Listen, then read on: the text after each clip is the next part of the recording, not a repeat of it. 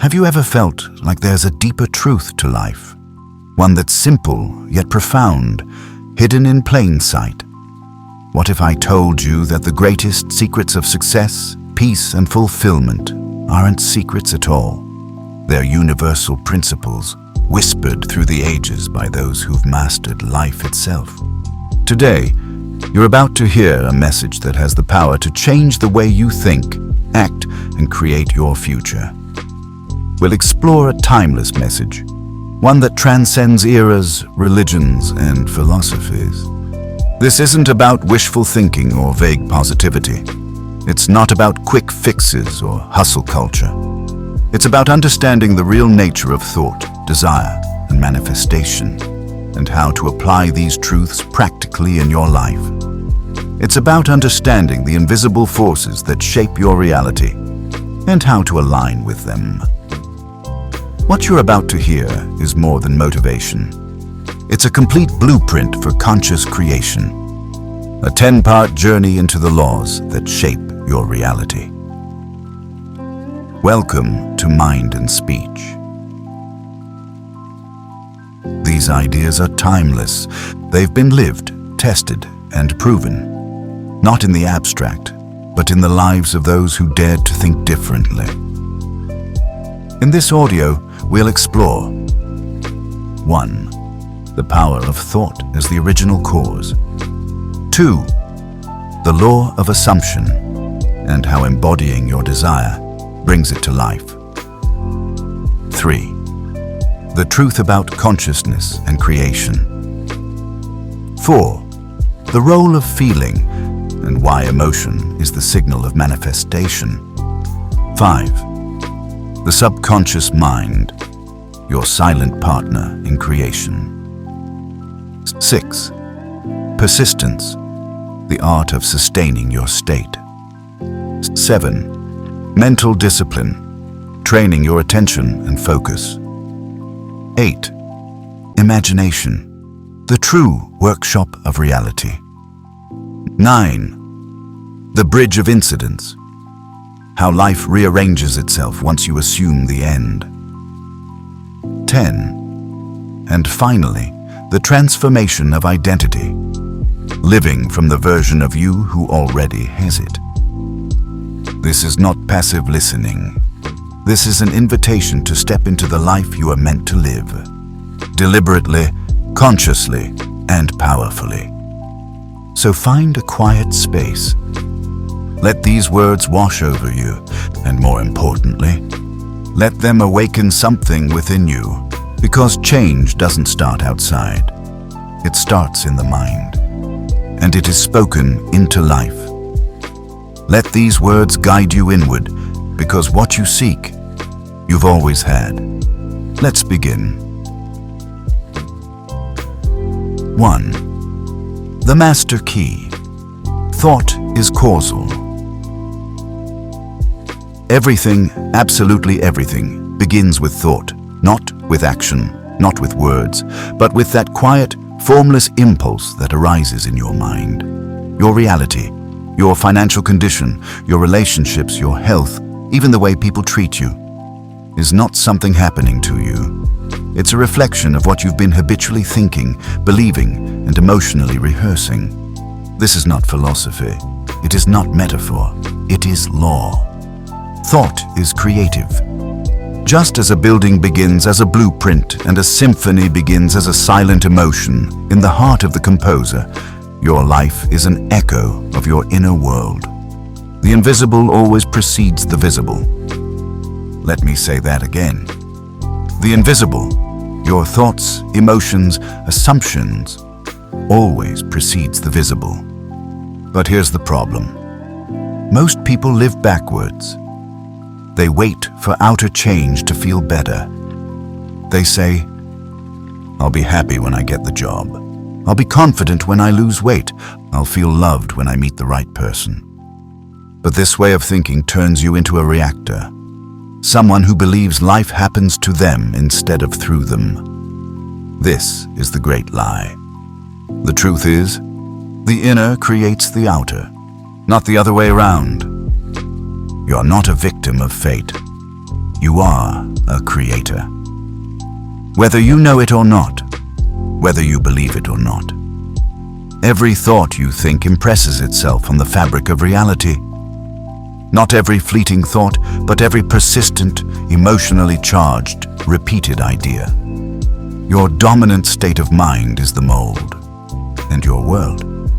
It simply pours itself into that mold. Imagine your mind like a projector, and your life is the screen.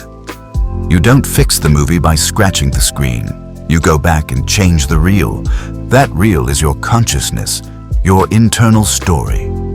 So pause right now and ask yourself, what kind of thoughts am I holding today? What emotions are living rent-free in my heart? What assumptions am I making about who I am, what I deserve, what's possible? Because all of it is being mirrored back to you, in timing, in people, in events. You might say, but I don't want to think these negative thoughts. They just come. Yes, because you've trained them through repetition. You've rehearsed fear, you've rehearsed doubt, and like any habit, it becomes unconscious. But just as a bad habit can be formed, a new one can be created. You can begin to choose your thoughts. You can start to observe instead of react. You can stop feeding the inner world of lack and start feeding the world of power, of calm certainty, of inspired vision. You don't need to be perfect. You only need to become more conscious. The key is assumption. What do you assume to be true about yourself, about the world, about life? That assumption becomes the foundation of your reality. You can't keep thinking, I never have enough, and expect abundance. You can't keep saying, nobody ever supports me, and expect love. The outer responds to the inner blueprint, not your desires, not your wishes, but your assumption. So I ask you again, what mental movie is playing on repeat in your mind all day? What role are you casting yourself in? The hero, the victim, the villain? Because you are writing the script whether you're aware of it or not. And if you want to change the story, you must first change the author's voice, your own thoughts. Let this sink in. You don't attract what you want. You attract what you are. And what you are is what you consistently think. 2. The law of assumption, living from the end. Here's a secret so powerful, yet so simple, it often goes unnoticed. Assume the feeling of the wish fulfilled. Not hope, not begging, not striving, but assuming, accepting that what you desire is already yours, right now, in consciousness. To assume something means to accept it as truth, without any external evidence. It's not delusion, it's alignment. It's saying, I trust the unseen more than the seen, because the seen is just the past echo of my old beliefs. This is the true creative act. Most people live by the mantra, I'll believe it when I see it. But the masters, the mystics, the knowers, they flip this script. I'll see it when I believe it. This is the law of assumption. You don't wait for reality to change before you change your inner world. You change your inner world, and reality begins to reflect it. Imagination is not fantasy. It's your inner workshop. It's your spiritual blueprint, previewing what's to come. The moment you begin to dwell in a state, a consistent mental and emotional attitude, the world outside you begins to shift, because it has no choice. It must reflect your assumption. Your job is not to worry about how. Your job is to become aligned with the end result. You don't need to push the river. You don't need to make anything happen. You align. You embody. You become. If you want wealth, you must assume abundance. Not tomorrow, not someday, but now. Feel what it's like to have more than enough. Not as a wish, but as a fact. If you want love, assume you are loved. Not needy, not searching. but grounded in the deep knowing that you are cherished, chosen, wanted. If you want healing, assume vitality. Not fear, not doubt, not constantly checking symptoms, but living as one who already feels whole. When you live from the end comes to meet you. You begin to think, speak, and act in harmony with your assumption, and your world begins to conform.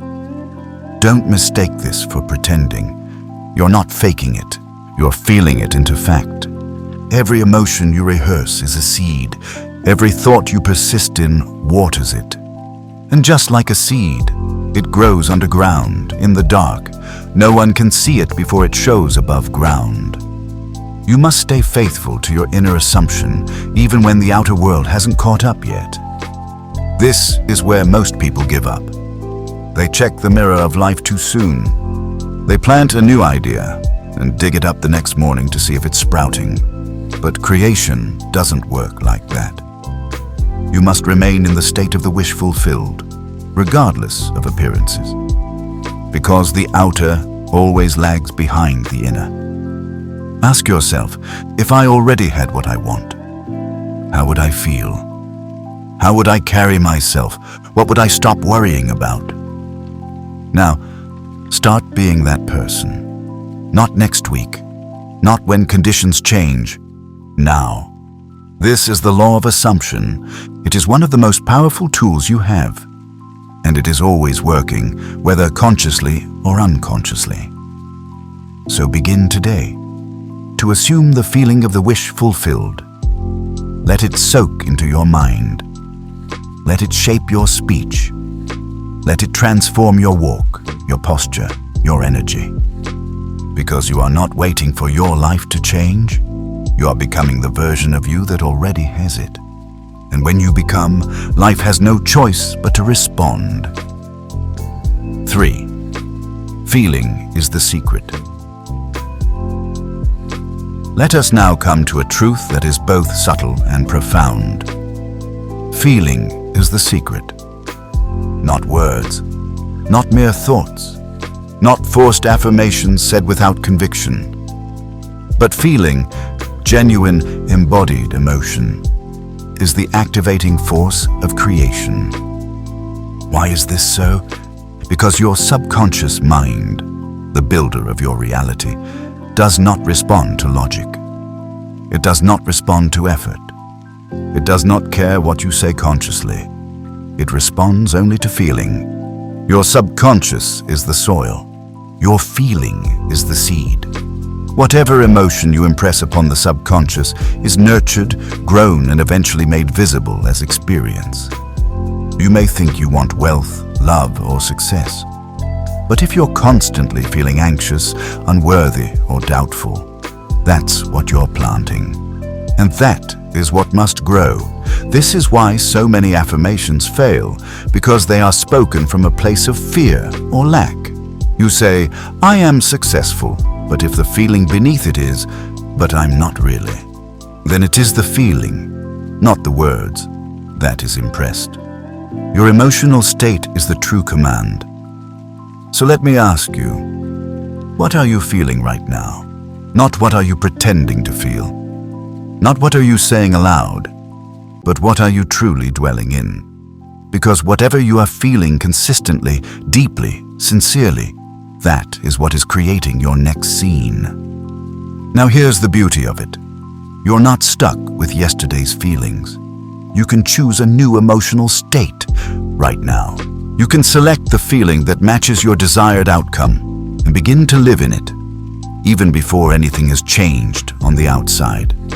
And that's the great secret. You don't wait for results to feel successful. You feel successful, and then the results come. You don't wait to be loved, to feel loved. You feel loved, and then love arrives through people, through opportunity, through seemingly random events. Creation is not about reacting. It is about feeling ahead of the evidence. It is about embodying the vibration of what you seek and letting reality catch up to it. This is what it means to live in the end. Not to fake it, but to feel it as real.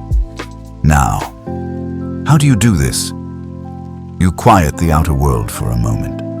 You step inward, you close your eyes and breathe. And you ask, what does it feel like to already be the person I want to be? You allow that answer to rise within you. And then, you stay there. You marinate in the feeling. You let it become familiar. Do it for a minute, or 5, or 20, but do it sincerely. Do it vividly, and do it daily. Soon that feeling will become natural. And when it becomes natural, it becomes reality. There is no gap between emotion and creation. The feeling is the creation. So don't just wish. Don't just visualize. Feel. Feel your wish as fulfilled. Feel the joy, the peace, the confidence of the version of you who has already arrived. Because in the inner world, you have arrived, and the outer world is simply catching up. So remember, you're not trying to force a new life. You're choosing a new state. You're becoming emotionally aligned with what you desire. Feeling is the secret. Treat it as sacred. Guard it like treasure. And use it deliberately, lovingly, and consistently to shape your world. 4. Living in the end. Faith in action. Now we arrive at the living heart of this teaching, the sacred practice of living in the end. What does this mean? It means this: if your desire were already fulfilled, if your goal had already become your reality, how would you feel? How would you think? How would you move through the world? And once you've answered that, begin being that person. You see, most people are waiting for evidence. They wait for life to change before they allow themselves to feel different. But that is not creation. That is reaction. Living in the end is creation. It is spiritual cause. It is faith in action. To live in the end is to occupy the emotional and mental state of your fulfilled desire before it is seen. It is not wishful thinking. It is not pretending. It is standing so firmly in your inner knowing that the world must bow to it. Ask yourself, what if I truly believed that my desire was already mine? What would I stop doing? What would I begin doing? How would I carry myself, speak to others, treat my day? And then, do that. Live that. Living in the end requires discipline. Not force, but gentle persistence. It is the daily returning to your chosen state, not waiting for the outer to convince you, but standing firm in your assumption. Imagine a sculptor chiseling away at marble. Each stroke may not show the full statue, but over time, the form emerges. That is what living in the end does. Each moment you dwell in the state of the wish fulfilled, you are carving your new reality into being. And the more you practice this, the more natural it becomes. Eventually, it won't feel like imagining. It will feel like remembering. Now hear this clearly. You do not need to know how your desire will come. That's not your role. Your only role is to live from the end, to assume the feeling of the outcome as if it were here now. The bridge of events will unfold on its own. People, opportunities, ideas, and timing all will align without your manipulation, but only after you've aligned internally. Faith is not waiting. Faith is moving as though the invisible were already visible. Faith is not hoping that someday you'll arrive. It is choosing to live as though you are already there. This is not arrogance. It is not fantasy. It is alignment with divine law. To live in the end is to declare, I am who I choose to be now. And when you become that version of you, inwardly, life has no choice but to mirror that identity back to you. Because the world is not happening to you. The world is happening through you. Your assumption is the cause, your feeling is the power, and your persistence is the bridge. So today, and every day, step into the version of yourself who already has it. Feel the gratitude. Feel the relief. Feel the quiet confidence that says, it is done. Live in that end. Let that be your dwelling place. Because once you live there within, soon enough, you will live there without.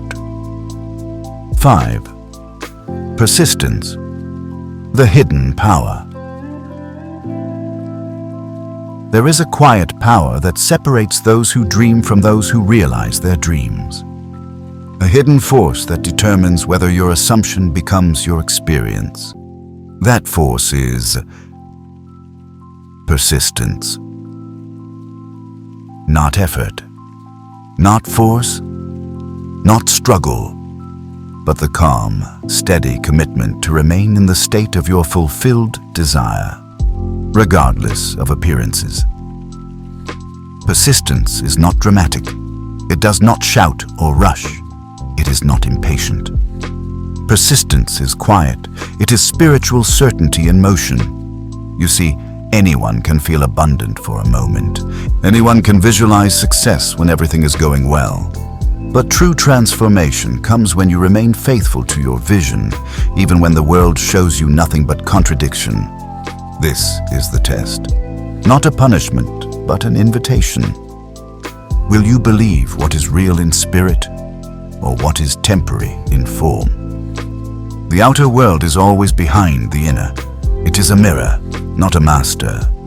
So when appearances do not yet reflect your desire, do not retreat. Certainly, do not doubt. Do not undo your inner work by saying, "It's not working." Instead, persist. Persist in feeling the wish fulfilled. Persist in imagining the life you have chosen.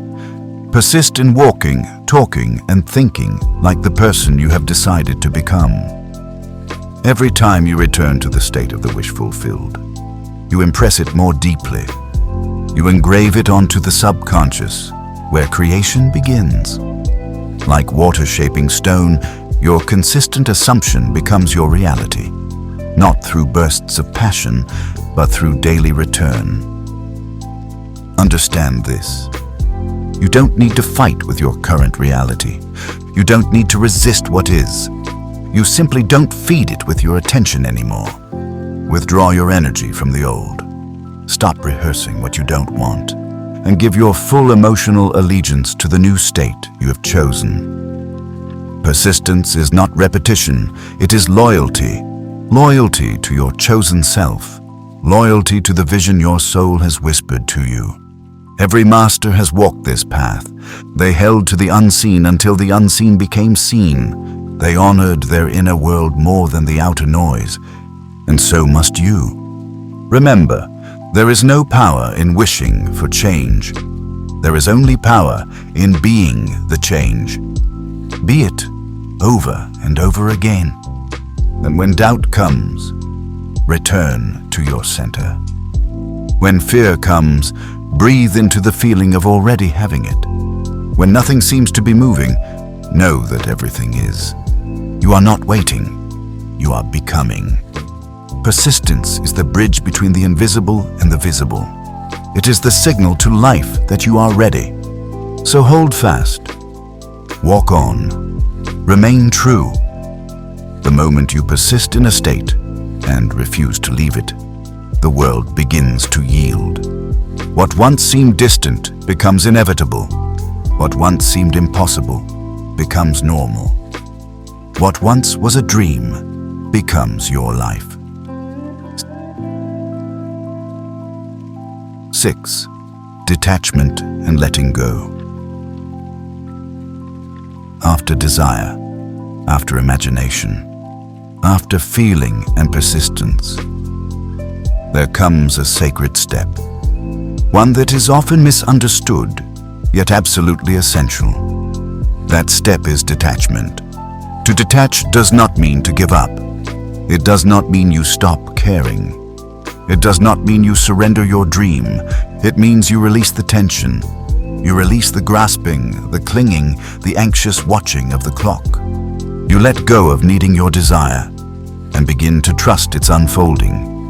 You do not plant a seed and dig it up the next day to check if it's growing. You water it, you nurture it, and most of all, you trust the process. This is what detachment looks like. It is the calm inner knowing what I have assumed will be. There is no rush, no panic, no begging, just a quiet, powerful confidence.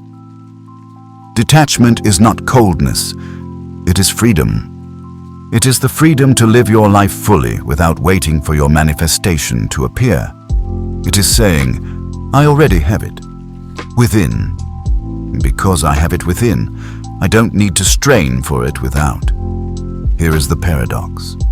The moment you stop chasing what you desire is often the moment it comes. Why? Because clinging energy is rooted in lack, and creation does not respond to lack. It responds to abundance, to completion, to wholeness. When you let go, you return to wholeness. You return to the vibration of already having it. And that, in turn, allows it to arrive effortlessly, naturally. Let go of when. Let go of how. Let go of trying to control every moving piece. Your job is the what and the who. What you desire and who you are becoming. The rest, the timing, the method, the sequence, is none of your concern. It is the domain of the unseen, and it is orchestrated perfectly. Detachment is not passive. It is powerful. It is not surrendering the dream. It is surrendering the doubt. So live your life. Do what brings you joy. Follow your curiosity. And carry the feeling of your fulfilled desire like a secret inside you. Smile, not because it's already here in form, but because it's already here in spirit. Let life surprise you. Let the doors open where you least expect. Let it come through channels you never imagined. But never chase, never wait in tension, and never worry. Because in truth, it's already done. And when you let go, you allow it in. Detachment is the final act of faith. Not a weak surrender, but a strong release. A confident exhale that whispers, I trust the unseen. I trust the law. I trust myself. And with that, you clear the path. And life, with perfect timing, delivers what has always been yours. 7. The inner conversation. Let us now turn inward to a realm that is often overlooked, yet shapes the whole of our lives. That realm is your inner conversation. All day long, you are speaking to yourself. Not always with words, sometimes in images, impressions, tones, but always with meaning. And this self-talk, the one no one hears but you, is the architect of your reality. You may say out loud, I am confident. But if the quiet voice inside whispers, no, you're not, then that inner whisper becomes the true command. The outer world is not listening to what you say when others are watching. It is responding to the inner script you rehearse in silence. So, what are you telling yourself? What story are you living in, moment to moment? What assumptions are you confirming, not just with your thoughts, but with the tone of your self-talk? Because that voice is planting seeds, and those seeds become your life. The great secret is this. You do not need to wait to change your circumstances. You only need to change your inner talk. Begin to speak to yourself as the person you desire to be. Not once, not twice, but over and over, until it becomes your natural tone. When you wake up, before the world rushes in, plant the seeds. I am powerful. I am clear. I'm already who I choose to be. And throughout your day, catch yourself. When the old inner voice starts playing, the one that doubts, criticizes, or fears, gently interrupt it. Not with force, but with awareness. You are not that voice. You are the one who chooses the voice, and you can choose a new one right now. The inner conversation should match the state you wish to live in. If you desire love, speak to yourself as one who is already cherished. If you desire abundance, let your inner talk reflect a calm knowing that all is provided. If you desire health, hear yourself speaking from vitality, not about the problem, but the solution already arrived. This is not denial. This is creative discipline. You are shaping your subconscious. You are instructing it with the only language it truly hears, your sustained inner attention. Every word you speak within is either building the bridge to your desire or reinforcing the walls of delay. So let your words be sacred. Let your tone be gentle. Let your imagination be filled with conversations that match your highest self. You are always affirming something. Make sure it's what you truly want. Say to yourself, with reverence, with repetition, with love, I'm already becoming who I was born to be. I'm supported. I'm aligned. I am the cause, not the effect. Let this inner conversation become your daily prayer. Let it guide you. Let it reshape you. And in time, as surely as dawn follows night, it will reshape your world. 8. The power of imagination. Now let us enter the true seat of your creative power. Your imagination, not as fantasy, not as idle daydreaming, but as the womb of reality itself. Everything that exists, every work of art, invention, movement, and miracle began first in the unseen world of imagination. Before the world knew it, someone imagined it. Before the form, there was a vision. Your imagination is not a toy.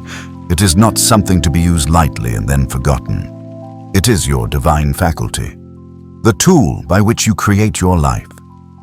If you want to know what you are becoming, look not at your current surroundings, but at the world you consistently rehearse within, because you are always imagining something. The question is, are you doing it consciously? Most people use their imagination destructively. They worry, they replay failures, they imagine worst-case scenarios, conversations that never happened, endings that haven't occurred. And then they wonder why life reflects fear, conflict, and lack. But the great secret is this. You can reclaim your imagination and use it to select the life you desire. Sit in silence, close your eyes, and step into the version of you who already has what you seek. Don't just see it, feel it. Let the tones of reality flood your senses. What does it smell like there? What does it sound like when you speak from that version of you? Who's around you? How do you move? What does peace feel like in your body? This is not escape. This is creation. When done properly, imagination is a rehearsal of the real. And if persisted in, it hardens into fact. Every time you imagine yourself as the version you want to become, you are drawing that version into form. You are reconditioning your nervous system. You are saturating your subconscious mind. You are moving yourself into a state. And remember, life always reflects the state. Imagination is the blueprint. It is the invisible architecture of your world. So don't leave it to chance. Don't let it drift into fear and doubt. Direct it. Each day, enter the scene of your fulfilled desire. Feel its richness. Live there, within, until it feels more real than the world outside. And then, watch. Not with desperation, but with quiet expectation. Because imagination, once planted and believed, must express itself. This is not theory, it is law. So begin now. Begin today. Choose a scene that implies your desire is already fulfilled. Enter it in stillness, feel its truth, and return to it again and again until it lives within you.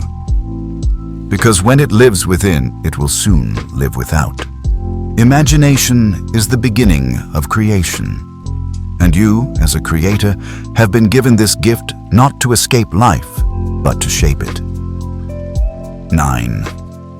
The bridge of incidents. So you've imagined, you've felt, you've assumed the end and persisted in it. Now comes the unfolding, the quiet orchestration of reality moving to match your inner state. This process is called the bridge of incidents. It is not magic, it is not coincidence, it is law. Once you've impressed your desire upon the subconscious, once you've felt the reality of your wish fulfilled, life begins to arrange itself to bring that scene into form. But here's the key. The how is never your concern. You do not need to know how the bridge will form. You only need to walk it. The bridge of incidents is made up of the ordinary events of life, meetings, conversations, delays, opportunities, even seeming setbacks, that all lead invisibly, inevitably, to the fulfillment of your desire. It may not look like what you expected. It may not arrive on the timeline you thought. But it is always perfectly orchestrated. Your only task is to remain faithful to the end, to stay loyal to the state of already having it. And as you do, trust the bridge will appear beneath your feet. This bridge cannot be seen in advance. You won't receive a map, but step by step it will carry you from where you are to where you have already arrived in consciousness. Let's be clear, you may be compelled to act.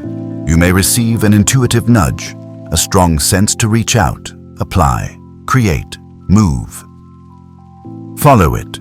That is the bridge revealing itself. And sometimes, what looks like failure or disruption is actually a rearrangement. It is life clearing the path. It is the old being dismantled to make room for the new. Do not judge the journey. Do not resist the unfolding. Do not panic when things seem uncertain. You have moved in consciousness. That is enough. The outer will follow. It must. Because consciousness is cause, and the bridge is the obedient servant of that cause. It may be subtle, it may be fast, it may come through strangers, synchronicities, or sudden shifts, but it will come. The bridge is the answer to your inner declaration, it is done. So walk with trust. Walk with presence. Say yes to life as it flows toward your vision. Even when you don't understand how it's working, know that it is. And when you finally arrive, when your desire stands before you in physical form, you'll look back and see that every step, even the confusing ones, were necessary and divine. This is the path of the Master. To assume the end, to feel its reality, and to walk the bridge without fear, not forcing, not doubting, just knowing. Life always honors the one who lives in faith. And your bridge, however winding or straight, is the path to the reality you have already claimed. And finally, 10. Faith, identity, and living from the end. And now we arrive at the heart of it all, the culmination of everything we've explored. Faith, identity, and living from the end. This is not a philosophy to admire from a distance. It is a way of being. It is a transformation, not just of thought, but of identity. At the core of this teaching is a radical truth. You do not get what you want. You get who you are. Your identity, the state you consistently dwell in, is the magnet, the blueprint, the silent architect of your world. To live from the end means to adopt, today, the consciousness of the person you desire to become. It is not waiting, it is being. It is speaking, walking, and thinking as if the outcome were already here. because in the invisible realm of consciousness, it is. This is faith, not blind belief, but inner knowing. A calm certainty that says, I may not see it yet, but I have already claimed it. And from that knowing, you begin to live differently. You no longer ask, will it happen? You begin to ask, how would I feel if it were already done? And then you move into that feeling. You wake up and carry that energy into your day. You face challenges with the poise of one who has already overcome. You interact with others not from need or doubt, but from fullness, from the end realized. And something extraordinary begins to happen. Reality bends. People respond differently. New paths emerge, and your world begins to mirror your new self-concept. This is not pretense. It is creation. You are not faking. You are choosing, deliberately, to inhabit a state that calls forth your future. Understand this. Faith is not about effort. It is about alignment. It is not about trying to believe. It is about becoming the version of you who no longer needs to try. So ask yourself, who am I when I know it's already mine? How do I walk, speak, and breathe when the desire is no longer a hope, but a reality? Hold that. Be that. Live from that. And reality will catch up, not because you forced it, but because it had no choice. The outer must reflect the inner. It always does. So build your identity on what is true within. Rehearse that version of you until it becomes your natural state. Until it no longer feels like a technique, but like home. This is the master's way. To claim your desire as done, to imagine its reality, to assume its fulfillment, and to live moment to moment from that end. Let it become your habit. Let it become your truth. Let it become who you are, because once you do, the world will follow. And what once felt distant will appear close. What once felt delayed will arrive with grace. What once felt impossible will become your reality. You are not here to wish. You are here to create. You are not here to react. You are here to embody. You are not here to chase. You are here to assume and receive. So live from the end. Let that be your power. Let that be your peace. Let that be your practice. And watch as the unseen becomes seen, as thought becomes form, as your inner world becomes your life. Thank you for listening. This has been Mind and Speech, where timeless wisdom meets conscious creation. If today's message resonated with you, remember, transformation begins not with effort, but with awareness and alignment. You are more powerful than you've been taught to believe. You don't need permission to change your life, only the decision to live from the truth of who you really are.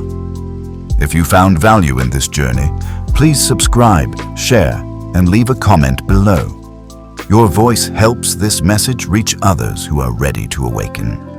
Until next time, stay present, stay aligned, and remember, your mind shapes your world, and your speech gives it form. This is Mind and Speech. See you in the next video.